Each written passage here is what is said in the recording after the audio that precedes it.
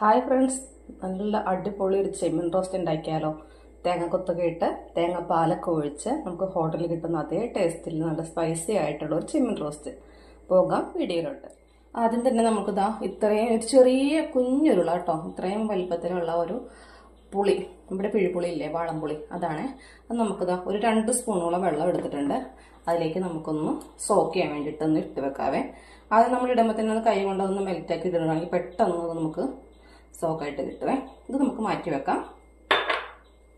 ഇനി നമ്മൾ എടുത്തിരിക്കുന്നത് ഇതാ ഒരു പച്ചമുളക്, ഒരു ചെറിയ പീസ് ഇഞ്ചി, ചെറിയ ഉള്ളി, ഒരു 10-15 ചെറിയ ഉള്ളിയെ, ചെറിയ ഉള്ളി. ഇതെല്ലാം നമ്മൾക്കൊന്ന് നീളത്തിൽ അരിഞ്ഞെടുക്കാവേ. ചെമ്മീൻ റോസ്റ്റ് ആണ്, നല്ല സ്പൈസി ആയിട്ടുള്ള